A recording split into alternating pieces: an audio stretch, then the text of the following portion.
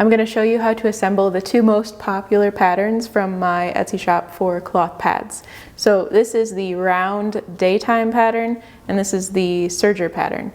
So I've printed 2 pages of one size of this one, and then I printed a wing page and 2 flare pages. And I'm going to show you how to put them together and what to pay attention to. Because on this one there's a lot of lines. You don't need all the lines. I would do it differently if I did it again. For the round sewing pattern, you're going to see a page at the end of the PDF that has the wing sections and a bunch of pages that either have one flare or a flare that's mirrored across this line. And the whole point of this, why it's set up this way, is so that you can pick and choose which parts you want and then just align them and tape them together to get like a custom fit. So there's pros and cons to that because sometimes it can be a little confusing when you're looking at it for the first time. So this sewing line is what you will draw on the back of your topper.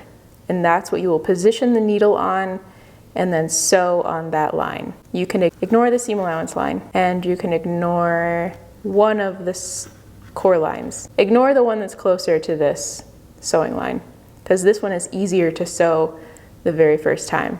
Leave a bigger gap between the core and the sewing line to make it easier on yourself the first time. So those are the only 2 lines you need to worry about here. This core line and this sewing line. Okay, and then you'll just line them up.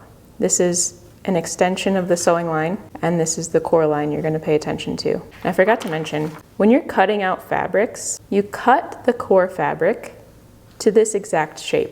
You don't need any extra seam allowance. Cut it to exactly that shape. But the sewing line here, you need to leave a little extra fabric here. So just like roughly cut around that line. Draw the line and then cut the fabric bigger than that. Okay, we have the basic parts that we need here. Just for fun, I'm gonna get rid of one of those and use these as my parts. So I've got 2 flares and 1 wing section. Bring in some tape here and then you just align it so those dots look good and all the rest of the lines look good.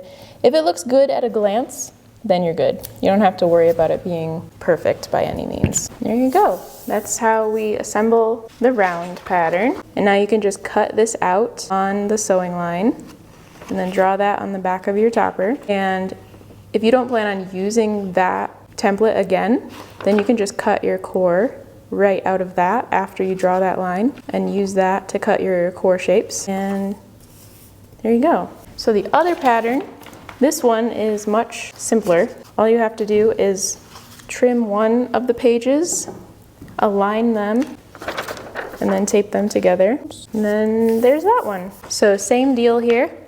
Cut your core fabric on exactly that shape right there, and then draw this line as sewing line or as the cutting line if you're going to be serging this. You can sew this turned and top stitch or finish it with a serger. It works both ways. Let me know if you have any questions based on what you see here.